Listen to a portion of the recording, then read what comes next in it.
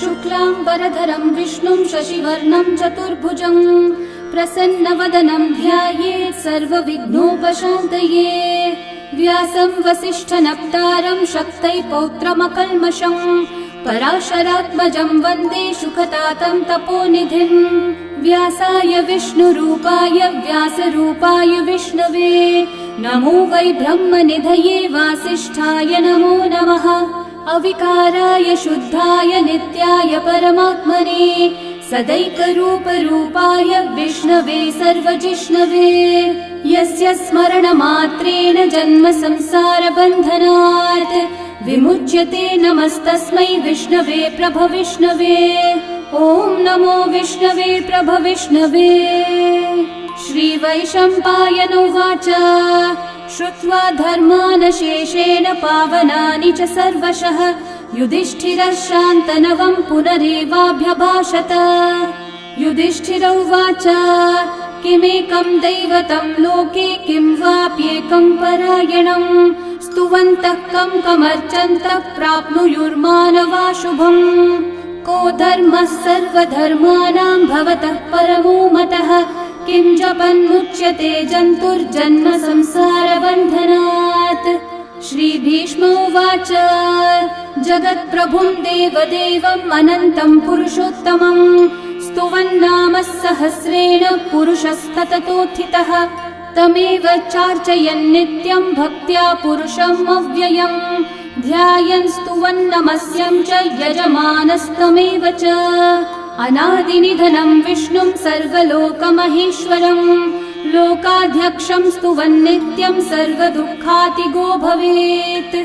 ब्रह्मण्यं सर्वधर्मज्ञं लोकानां कीर्तिवर्धनं लोकनाथं महद्भूतं सर्वभूतभवोद्भवम्।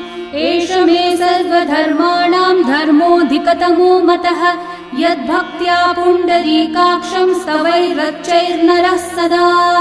परमं यो महत्तेजः परमं यो महत्तपः परमं यो महद्ब्रह्म परमं यः परायणं।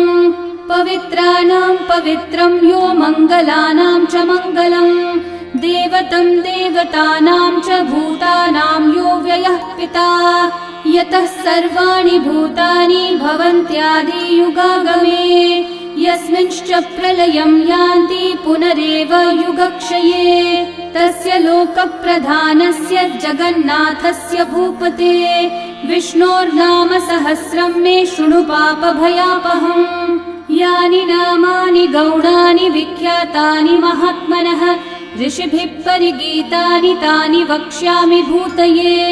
ऋषिर्नाम्नां सहस्रस्य वेदव्यासो महामुनिः छन्दोऽनुष्ठुप् तथा देवो भगवान् देवकीसुतः अमृतांशोद्भवो बीजं शक्तिर्देवकी नन्दनः त्रिसामा हृदयं तस्य शान्त्यर्थे विनियुज्यते।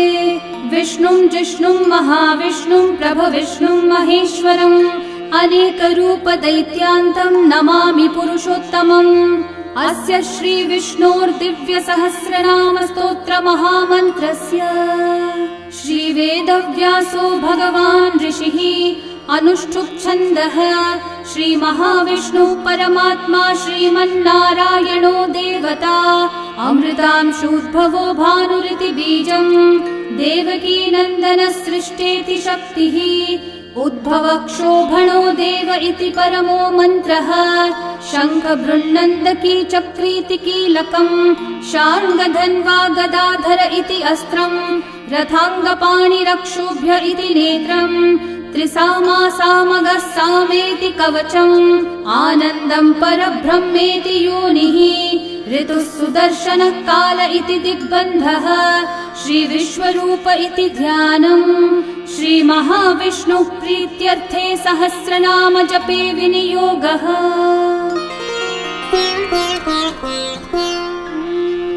ध्यानम् क्षीरोधन्वत्प्रदेशे शुचिमणिविलसत्सैकते मौक्तिकानां माला क्लृप्तासनस्थस्फटिकमणिनिभैर्मौक्तिकैर्मण्डिताङ्गः शुभ्रैरभ्रैरतभ्रैरुपरि विरचितैर्मुक्तपीयूषवर्षैः आनन्देन पुनीयादरिनलिनगदा शङ्खपाणिर्मुकुन्दः भुःपादौ यस्य नाभिर्वियदसुरनिलश्चन्द्रसूर्यौ च नेत्रे कर्णावाशाः शिरौ द्योर्मुखमपि दहनो यस्य वास्तेयमब्धिः अन्तस्थं यस्य विश्वं सुरनरखगो भोगि गन्धर्वदैत्यैः चित्रं रम्यते त्रिभुवन विपुषं विष्णुमीशं नमामि। ॐ नमो भगवते वासुदेवाय।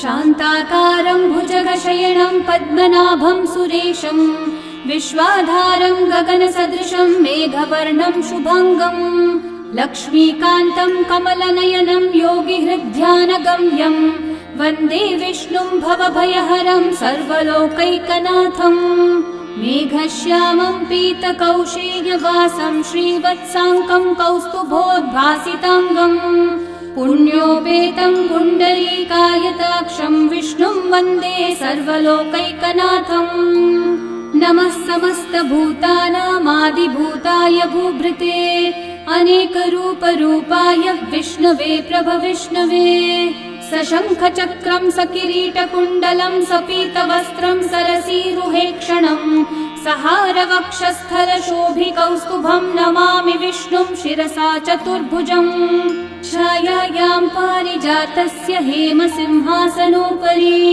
आसीनमम्बुदश्याममायताक्षम् अलङ्कृतम् चन्द्राननं चतुर्बाहुं श्रीवत्साङ्कितवक्षसं रुक्मिणी सत्यभामाभ्यां सहितं कृष्णमाश्रये।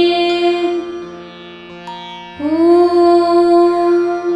विश्वं विष्णुर्वषट्कारो भूतभव्यभवत्प्रभुः भूतकृद्भूतभृद्भावो भूतात्मा भूतभावनः भूतात्मा परमात्मा च मुक्तानां परमागतिः अव्ययः पुरुषः साक्षी क्षेत्रज्ञोऽक्षर एव च योगो योगविदां नेता प्रधानः पुरुषेश्वरः नारसिंहः वपुः श्रीमान् केशवः पुरुषोत्तमः सर्वः शर्वः शिवस्थाणोर्भूतादिर्निधिरव्ययः सम्भवो भावनो भर्ता प्रभवः प्रभुरीश्वरः स्वयंभू शम्भुरादित्यः पुष्कराक्षो महास्वनः अनादिनिधनो धाता विधाता धातुरुत्तमः अप्रमेयो ऋषिकेशः पद्मनाभोऽमरः प्रभुः विश्वकर्मा मनुस्त्वष्टा स्थविष्ठस्थविरो ध्रुवः अग्राह्यः शाश्वतः कृष्णो लोहिताक्षः प्रतर्दनः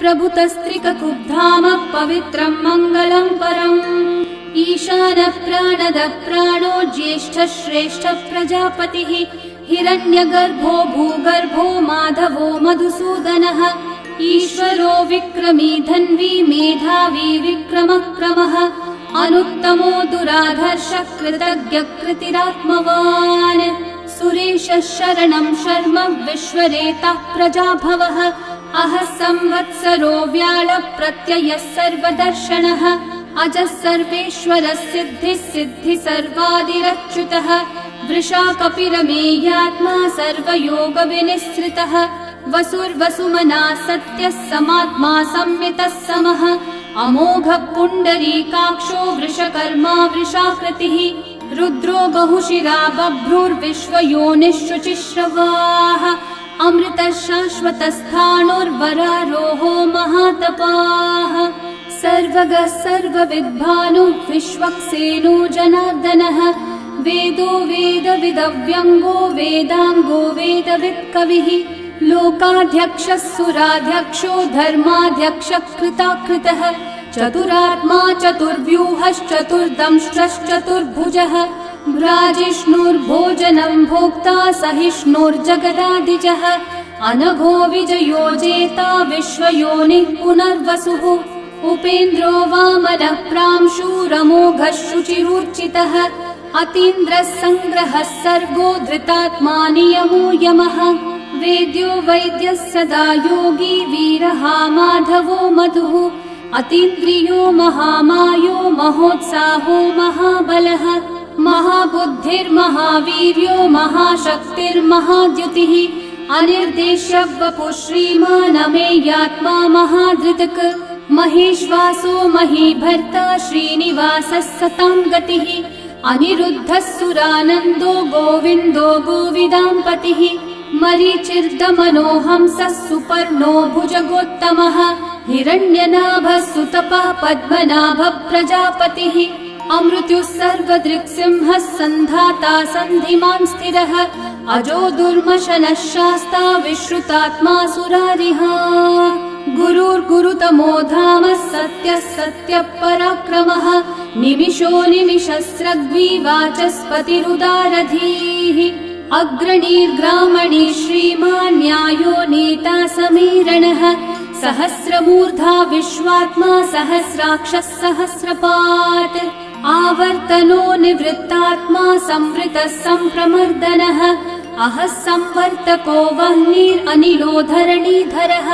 सुप्रसादः प्रसन्नात्मा विश्वदृग्विश्वभुग्विभुः सत्कर्ता सत्कृतः साधुर्जन्मोर्नारायणो नरः असंख्येयो प्रमेयात्मा विशिष्टः शिष्टकृच्छुचिः सिद्धार्थः सिद्धसङ्कल्पः सिद्धिदः सिद्धिसाधनः वृषाही वृषभो विष्णुर्वृषपर्वा वृषोदरः वर्धनो वर्धमानश्च विविक्तः श्रुतिसागरः सुभुजो दुर्धरो वाग्मी महेन्द्रो वसुदो वसुः नैकरूपो बृहद्रूपः क्षिपिविष्टप्रकाशनः ओजस्तेजोद्युतिधरः प्रकाशात्मा प्रतापनः रिद्धस्पष्टाक्षरो मन्त्रश्चन्द्रांशूर्भास्करद्युतिः अमृतांशूद्भवो भानुः शशबिन्दुः सुरेश्वरः औषधं जगतः सेतुः सत्यधर्मः पराक्रमः भूतभव्यभवन्नाथः पवनः पावनो नलः कामः कामकृत्कान्तः कामः कामप्रदः प्रभुः युगादिकृद्युगावर्तो नैकमायो महाशनः अदृश्यो व्यक्तरूपश्च सहस्रजिदनन्तजित् इष्टो विशिष्टशिष्टेष्ठः शिखण्डी नहुषो वृषः क्रोधः क्रोधकृत्कर्ता विश्वबाहुर्महीधरः अच्युतः प्रथितः प्राणः प्राणदो वासवानुजः अपान्निधिरधिष्ठानम् अप्रमत्तः प्रतिष्ठितः स्कन्दः स्कन्दद्धरो धुर्यो वरदो वायुवाहनः वासुदेवो बृहद्भानुरादिदेवः पुरन्दरः अशोकस्थारणस्थारः शूरः शौरिर्जनेश्वरः अनुकूलः शतावर्तः पद्मी पद्मनिभीक्षणः पद्मनाभोरविन्दाक्षः पद्मगर्भः शरीरभृत् महर्धिरिग्धो वृद्धात्मा महाक्षो गरुडध्वजः अतुलः शरभो भीमः समयज्ञो हविर्हरिः सर्वलक्षणलक्षण्यो लक्ष्मीवान् समितिञ्जयः विक्षरो रोहितो मार्गो हेतुर्दामोदरः सहः महीधरो महाभागो वेगवानमिताशनः उद्भवक्षोभणो देवः श्रीगर्भः परमेश्वरः करणं कारणं कर्ता विकर्ता गहनो गुहः व्यवसायो व्यवस्थानः संस्थानस्थानदो ध्रुवः परर्धि परमस्पष्टः तुष्टः पुष्टः शुभेक्षणः रामो विरामो विरतो मार्गो नेयो नयो नयः वीरशक्तिमतां श्रेष्ठा धर्मो धर्मविदुत्तमः वैकुण्ठः पुरुषः प्राणः प्राणदः प्रणवपृथुः हिरण्यगर्भः शत्रुघ्नो व्याप्तो वायुरधोक्षजः ऋतुः सुदर्शनः कालः परमेष्ठी परिग्रहः उग्रः संवत्सरो दक्षो विश्रामो विश्वदक्षिणः विस्तारस्थावरस्थाणु प्रमाणं बीजमव्ययम् अर्थोऽनर्थो महाकोशो महाभोगो महाधनः अनिर्विण्णस्थविष्ठो भूर्धर्मयूपो महामखः नक्षत्रनेमिर्नक्षत्री क्षामः समीहनः यज्ञयुज्यो महेज्यश्च क्रतुः सत्रं सताङ्गतिः सर्वदर्शी विमुक्तात्मा सर्वज्ञो ज्ञानमुत्तमम् सुव्रतः सुमुखः सूक्ष्मः सुघोषः सुखदः सुहृत् मनोहरो जितक्रोधो वीरबाहुर्विदारणः स्वापनः स्ववशो व्यापी नैकात्मा नैककर्मकृत् वत्सरो वत्सलो वत्सी रत्नगर्भो धनीश्वरः धर्मगुग्धर्मकृद्धर्मी सदसक्षरमक्षरम् अविज्ञाता सहस्रांशूर्विधाता कृतलक्षणः गभस्तिनेमि सत्त्वस्थः सिंहो भूतमहेश्वरः आदिदेवो महादेवो देवेशो देवभृद्गुरुः उत्तरो गोपतिर्गोप्ता ज्ञानगम्यः पुरातनः शरीरभूतभृद्भोक्ता कपीन्द्रो भूरि दक्षिणः सोमपो मृतपः सोमः पुरुजित्पुरुसत्तमः विनयोजयः सत्यसन्धो दाशारः सात्वतां पतिः जीवो विनयिता साक्षी मुकुन्दोमितविक्रमः अम्भो निधिरनन्तात्मा महोदधिशयोऽन्तकः अजो महार्हः स्वाभाव्यो जितामित्रप्रमोदनः आनन्दो नन्दनो नन्दः सत्यधर्मा त्रिविक्रमः महर्षि कपिलाचार्य कृतज्ञो मेदिनीपतिः त्रिपदस्त्रिदशाध्यक्षो महाशृङ्गकृतान्तकृत् महावराहो गोविन्दः सुषेणः कनकाङ्गदी गुह्यो गभीरो गहनो गुप्तश्चक्रगदाधरः वेधास्वाङ्गोजितः कृष्णो दृढसङ्कर्षणोच्युतः वरुणो वारुणो वृक्षः पुष्कराक्षो महामनाः भगवान् भगहानन्दी वनमाली हलायुधः आदित्यो ज्योतिरादित्यः सहिष्णुर्गतिसत्तमः सुधन्वाखण्ड परशुर्दारुणो द्रविणप्रदः दिवस्पृक् सर्वदृग्व्यासो वाचस्पतिरयो निजः त्रिसामासामगः सामन्निर्वाणं भेषजम्भिषक् सन्न्यासकृच्छमः शान्तो निष्ठा शान्तिपरायणम् शुभाङ्गः शान्तिदः सृष्टा कुमुदः कुवलेशयः गोहितो गोपतिर्गोप्ता वृषभाक्षो वृषप्रियः अनिवर्ती निवृत्तात्मा संक्षेप्ताक्षेमकृच्छिवः श्रीवत्सवक्षा श्रीवास श्रीपति श्रीमतांवरः श्रीधर श्रीश श्रीनिवास श्रीनिधि श्रीविभावनः श्रीधर श्रीकर श्रेय श्रीमान् लोकत्रयाश्रयः स्वक्षस्वङ्गः शतानन्दो नन्दिर्ज्योतिर्गणेश्वरः विजितात्मा विधेयात्मा सत्कीर्तिश्चिन्न संशयः उदीर्णः सर्वतश्चक्षुरनीशः शाश्वतस्थिरः भूषयो भूषणो भूतिर्विशोकः शोकनाशनः अर्चिष्मान् अर्चितः कुम्भो विशुद्धात्मा विशोधनः अनिरुद्धो प्रतिरथः प्रद्युम्नोमितविक्रमः कालनेमी निहावीरः शौरी शूरजनेश्वरः त्रिलोकात्मा त्रिलोकेशः केशवः केशिहा हरिः कामदेवः कामपालः कामी कान्तः कृतागमः अनिर्देश्य वपुर्विष्णु वीरोऽनन्तो धनञ्जयः ब्रह्मण्यो ब्रह्मकृद् ब्रह्मा ब्रह्म ब्रह्म विवर्धनः ब्रह्मविद् ब्राह्मणो ब्रह्मी ब्रह्मज्ञो ब्राह्मणप्रियः महाकर्मो महाकर्मा महातेजा महोरगः महाक्रतुर्महायज्वा महायज्ञो महाहविः स्तव्यस्तव प्रियस्तोत्रं स्तुतिस्तोतारणप्रियः पूर्णपूरयिता पुण्यकीर्तिरणामयः मनोजवस्तीर्थकरो वसुरेता वसुप्रदः वसुप्रदो वासुदेवो वसुर्वसुमदाहविः सद्गति सत्कृति सत्ता सद्भूति सत्परायणः शूरसेनो यदुश्रेष्ठः सन्निवासः सुयामुनः भूता वासो वासुदेवः सर्वासु निलयो नलः दर्पः दर्पदो दृप्तो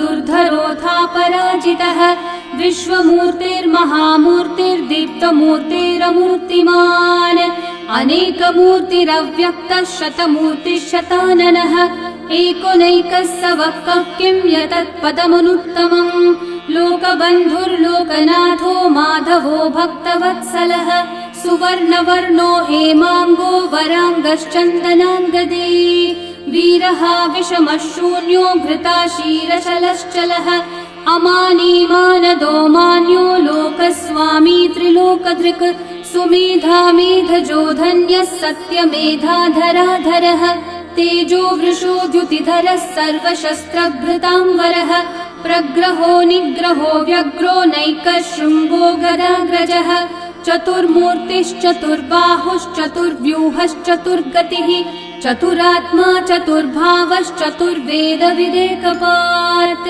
समावर्तो निर्वृत्तात्मा दुर्जयो दुरतिक्रमः दुर्लभो दुर्गमो दुर्गो दुरावासो दुरारिहा शुभाङ्गो लोकसारङ्गः सुतन्तुस्तन्तुवर्धनः इन्द्रकर्मा महाकर्मा कृतकर्मा कृतागमः उद्भवः सुन्दर सुन्दो रत्ननाभः सुलोचनः अर्को वाजस्सनः शृङ्गी जयन्तः सर्वविजयी सुवर्णबिन्दु रक्षोभ्यः सर्ववागीश्वरेश्वरः महाहृदो महाकर्तो महाभूतो महानिधिः कुमुदः कुन्दरः कुन्दः पर्जन्यः पावनो निलः अमृताशोऽमृतवपुः सर्वज्ञः सर्वतोमुखः सुलभः सुव्रतः सिद्धः शत्रुजिच्छत्रुतापनः न्यग्रोधोदंवरोऽश्वत्थः चाणूरान्ध्रनिषूदनः सहस्रार्ची सप्तजिह्वा सप्तैधा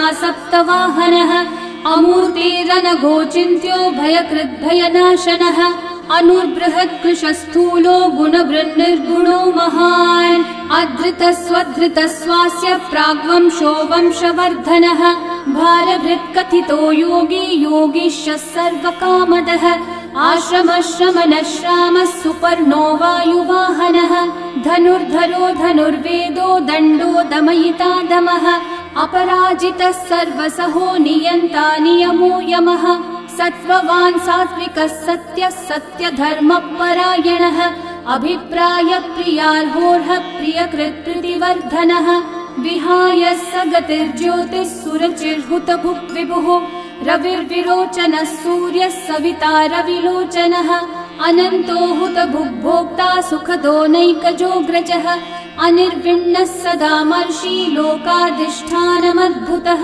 सनातनतमः कपिलः कपिरव्ययः स्वस्तिदः स्वस्तिकृत् स्वस्ति स्वस्ति भुक् स्वस्ति दक्षिणः अरौद्रः कुण्डली चक्री विक्रमयूर्जितशासनः शब्दातिगः शब्दसः शिशिरः शर्वरीकरः अक्रूरः पेशलो दक्षो दक्षिणः क्षमिनाम्बरः विद्वत्तमो वीतभयः पुण्यश्रवणकीर्तनः उत्तारणो दुष्कृतिः पुण्यो दुःस्वप्ननाशनः वीरः रक्षणः सन्तो जीवनः पर्यवस्थितः अनन्तरूपोऽनन्तश्रीर्जितमन्युर्भयापहः चतुर्रश्रो गभीरात्मा विदिशो व्यादिशो दिशः अनादिर्भूर्भुवो लक्ष्मी सुवीरो रुचिराङ्गदः जननो जनजन्मादि भीमो भीमपराक्रमः आधारनिलयो धाता पुष्पहास प्रजागरः ऊर्ध्वगः सत्पथाचारः प्राणदः प्रणवपणः प्रमाणं प्राणनिलयं प्राणभृत् प्राणजीवनः तत्त्वं तत्त्वविदेकात्मा जन्म मृत्युजरातिगः भूर्भुवः स्वस्तरुस्तारः सविता प्रपितामहः यज्ञो यज्ञपतिर्यज्वा यज्ञाङ्गो यज्ञवाहनः यज्ञभृद्यज्ञकृद्यज्ञी यज्ञभुग्यज्ञसाधनः यज्ञातकृद्यज्ञगुह्यामन्नमन्नादयेव च आत्मयोनिः स्वयं जातो वैखानः सामगायनः देवकीनन्दनः सृष्टा शितीशः पापनाशनः शङ्खबृन्नन्दकी चक्री शार्ङ्गधन्वा गदाधरः रथाङ्गपाणिरक्षोभ्यः सर्वप्रहरणायुधः सर्वप्रहरणायुध ॐ नम इति वनमाली गदी शार्ङ्गी शङ्खी चक्री च नन्दकी श्रीमान्नारायणो विष्णुर्वासुदेवोऽभिरक्षतु वनमाली गदी शार्ङ्गी शङ्खी चक्री च नन्दकी श्रीमान्नारायणो विष्णुर्वासुदेवोऽभिरक्षतु वनमाली गदी शार्ङ्गी शङ्खी चक्री च नन्दकी श्रीमान्नारायणो विष्णुर्वासुदेवोऽभिरक्षतु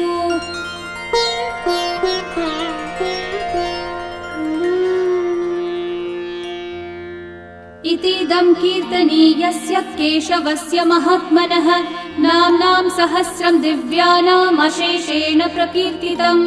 य इदं शृणुयान् नित्यं यश्चापि परिकीर्तयेत् नाशुभं प्राप्नुयात् किञ्चित् सोमुत्रेह च मानवः।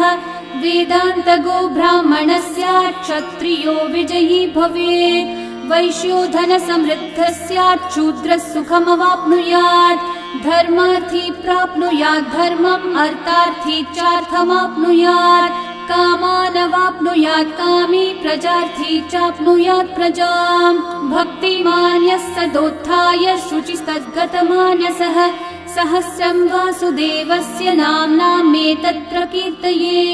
यशः प्राप्नोति विपुलं याति प्राधान्यमेव च अचलां श्रियमाप्नोति श्रेय प्राप्नोत्यनुत्तमम्।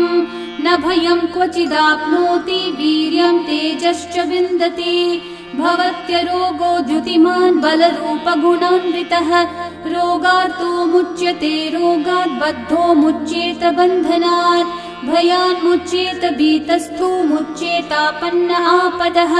दुर्गान्यतितरत्याशु पुरुषः पुरुषोत्तमम् स्तुवन्नाम सहस्रेण नित्यं भक्ति समन्वितः। वासुदेवाश्रयो मर्त्यो वासुदेवपरायणः सर्वपाप विशुद्धात्मा याति ब्रह्म सनातनम्। न वासुदेव भक्तानामशुभं विद्यते क्वचित् जन्म मृत्यु जरा व्याधि भयं नैवोपजायते। इमं स्तवमधीयानः श्रद्धा भक्ति समन्वितः युज्येतात्मसुखः शान्ति श्रीधृति स्मृति कीर्तिभिः। न क्रोधो न च मात्सर्यं न लोभो नाशुभा मतिः भवन्ति कृतपुण्यानां भक्तानां पुरुषोत्तमे। द्यौस चन्द्रार्कनक्षत्राखं दिशो भूर्महो दधिः वासुदेवस्य वीर्येण विदतानि महात्मनः। ससुरासुरगन्धर्वं स यक्षोरगराक्षसम् जगद्वशे वर्ततेदं कृष्णस्य सचराचरम्। इन्द्रियाणि मनोबुद्धिः सत्त्वं तेजो बलं द्युतिः वासुदेवात्मकन्याहुः क्षेत्रं क्षेत्रज्ञ एव च। सर्वागमानामाचार प्रथमं परिकल्पते आचार प्रभवो धर्मो धर्मस्य प्रभुरच्युतः। ऋषयः पितरो देवा महाभूतानि धातवः जङ्गमाजङ्गमं चेदं जगन्नारायणोद्भवम्। योगो ज्ञानं तथा साङ्ख्यं विद्या शिल्पादिकर्म च वेदाः शास्त्राणि विज्ञानमेतत् सर्वं जनार्दनात्। एको विष्णुर्महद्भूतं पृथग्भूतान्यनेकशः त्रीन् लोकान् व्याप्य भूतात्मा भुङ्क्ते विश्वभुगव्ययः। इमं स्तवं भगवतो विष्णोर्व्यासेन कीर्तितम् पठेद्य इच्छेत् पुरुषः श्रेयः प्राप्तुं सुखानि च। विश्वेश्वरमजं देवं जगतः प्रभुमव्ययम् भजन्ति ये पुष्कराक्षं न ते यान्ति पराभवम् न ते यान्ति पराभवम्। ॐ नमः इति। अर्जुनोवाच पद्मपत्रविशालाक्षः पद्मनाभः सुरोत्तम भक्तानामनुरक्तानां त्राता भव जनार्दन। श्रीभगवानुवाच यो मां नाम सहस्रेण स्तोतुमिच्छति पाण्डव सोऽहमेकेन श्लोकेन स्तुत एव न संशयः स्तुत एव न संशय। ॐ नमः इति। व्यास उवाच वासनाद् वासुदेवस्य वासितं भुवनत्रयम् सर्वभूतनिवासोऽसि वासुदेव नमोऽस्तु ते। श्रीवासुदेव नमोऽस्तु त। ॐ नमः इति।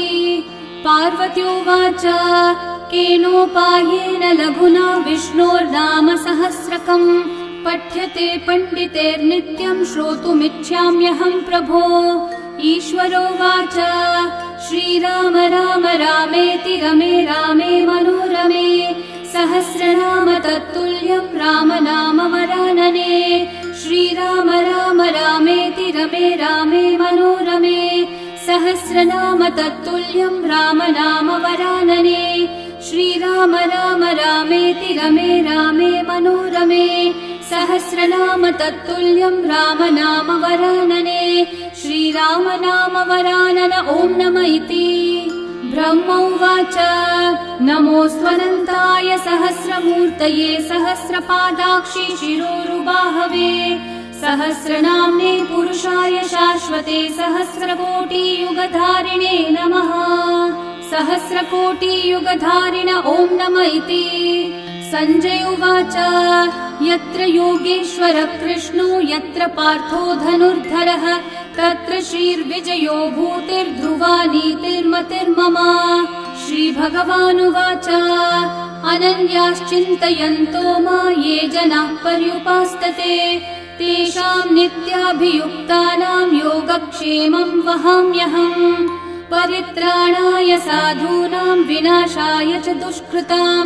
धर्म संस्थापनार्थाय सम्भवामि युगे युगे आर्ता विषण्णा शिथिलाश्च भीता घोरेषु च व्याधिषु वर्तमानाः संकीर्त्य नारायण शब्दमात्रं विमुक्तदुःखा सुखिनो भवन्तु कायेन वाचा मनसैन्द्रियैर्वा बुद्ध्यात्मना वा प्रकृते स्वभावात् करोमि यद्यत् सकलं परस्मै नारायणायेति समर्पयामि।